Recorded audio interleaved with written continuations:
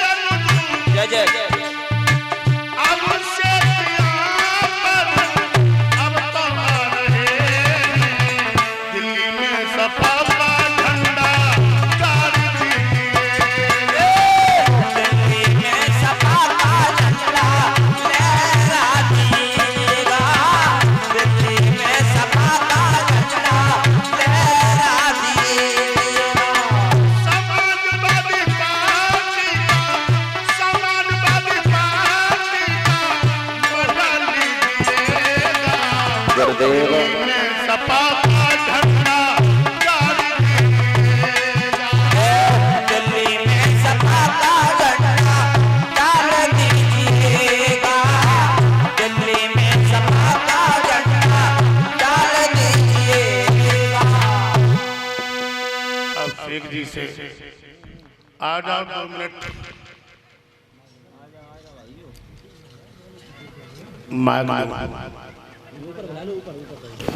यहाँ पे बैठी हमारी बहनें और माताओं को चरण वंदन करते हुए और हमारे पितातुल्य बुजुर्गों को चरण वंदन करते हुए अपनी बात को रखता हूँ। हमारे आशीष कथावाचक गुरुजी इनके चरणों में अपना शीश झुकाकर नमन करते हुए अपनी और यहाँ पर पूरी उनकी टीम को कथा में धुन ताल और सब कुछ मिलाने वालों को भी मैं बहुत बहुत धन्यवाद करता हूँ।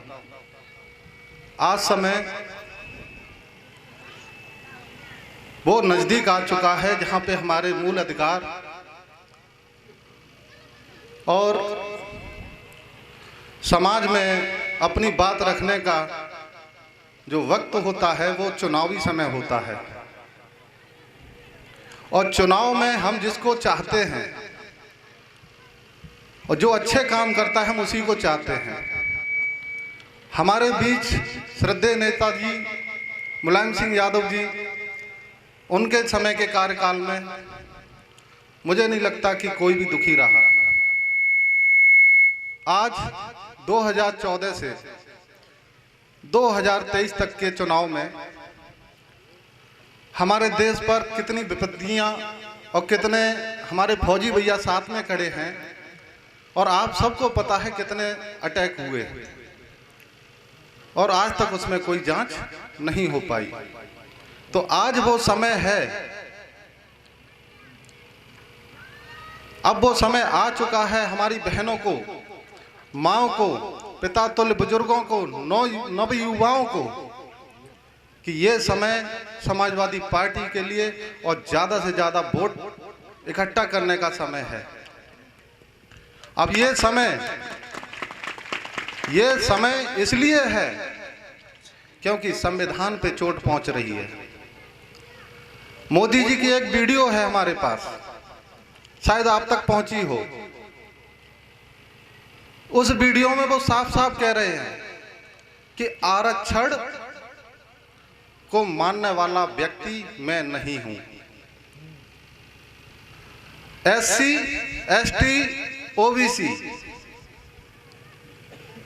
अगर ये नौकरी में आरक्षण के बल पर पहुंचते हैं तो ये उसकी गरिमा को नीचे करने वाला काम करते हैं। हमारे ही वोट से आज ये सत्ता में बैठे हैं, तो क्यों ना इस बार अपने इसी वोट से इन्हें सत्ता से उखाड़ फेंकने का काम करें।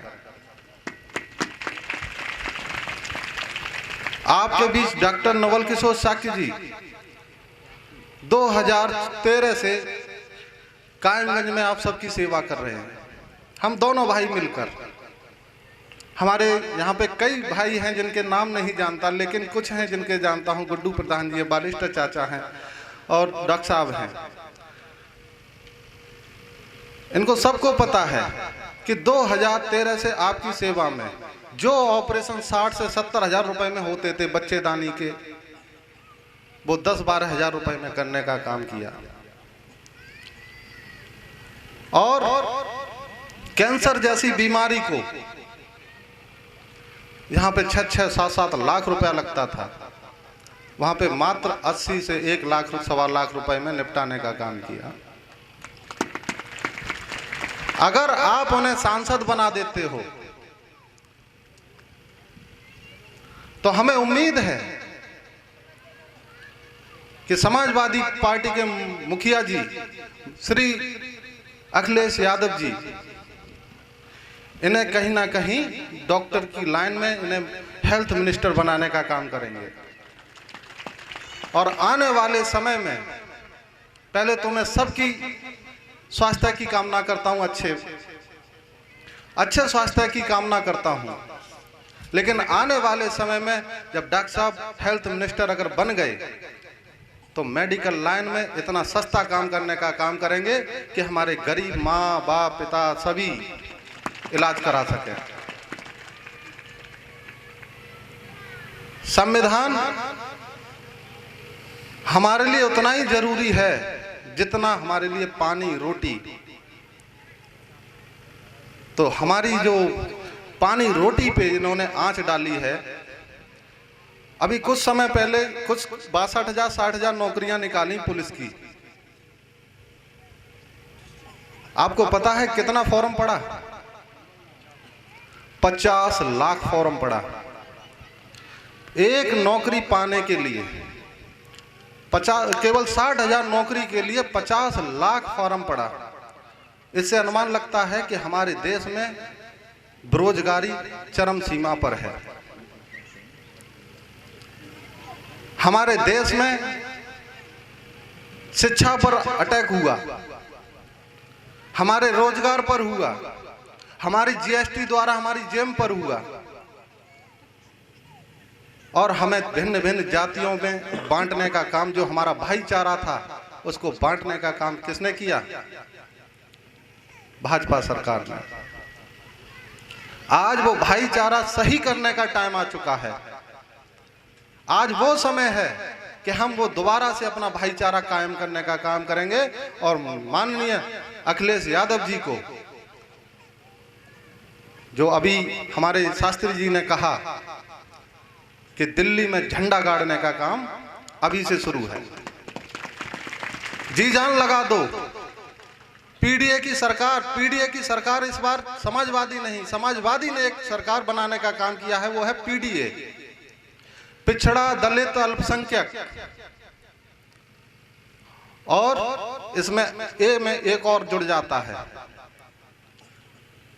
जो हमारे ठाकुर और ब्राह्मण आ जाते हैं, इसमें वो भी हैं। लेकिन इस बार किसकी सरकार? पीडीए माने पिछड़ा दलित अल्पसंख्यक, और पिछड़ा दलित अल्पसंख्यक तीनों मिल गए तो इस बार सरकार इन तीनों की ही होगी। और कथा में ज्यादा बात ना करते हुए मैं अपनी बात को विराम करने से पहले मैं आपसे एक आग्रह करूंगा कि डॉक्टर नवल किशोर शाक्य, हम उनके छोटे भाई अभिषेक शाक्य मझोला प्रधान, आपसे विनती कर रहा हूं कि आप उनको लेके आओ।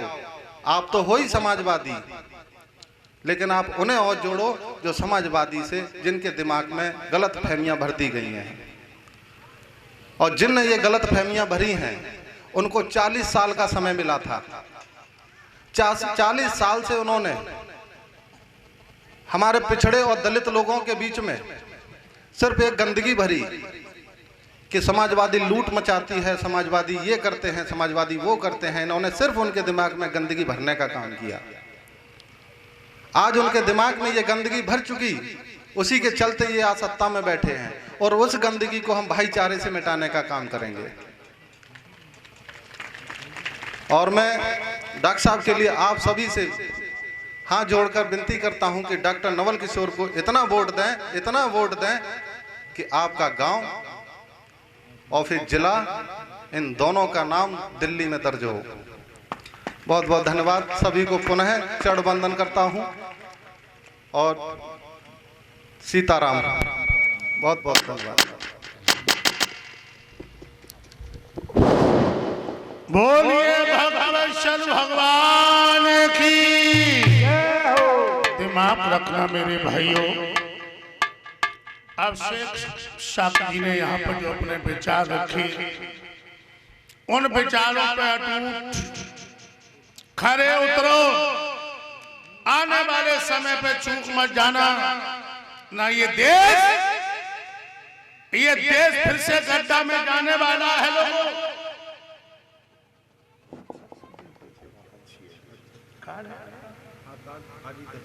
अच्छा